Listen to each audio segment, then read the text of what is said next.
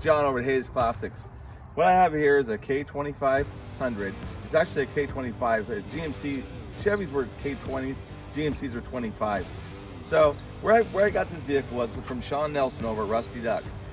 He has a donation yard, and this truck was donated. This truck has 40,000 actual miles. It came from an estate, and the family there was like 5 in a family, and they didn't know how to divide the truck up. So what they thought they would do, they would donate it to the Kids for Cancer. So they did. They donated it. So what I did is I took the truck after Sean. Sean started the project and I finished it. But anyway, Sean, we did two-tone paint on it. We put a 4-inch lift on it with BFGs, with Alcoa lookalikes. They're not the actual Alcoas, but they're lookalikes. Really nice design. It's got a 4-inch rough country lift. It's got brand new two-tone paint, new mirrors, new rubbers, new door handles, new moldings. Everything on the truck's been done. Everything. You got brand new exhaust, all the way from front to rear. Brand new interior. Door panels, rubber, everything. Carpet, dash pad. It's all brand new. Everything's new on the truck.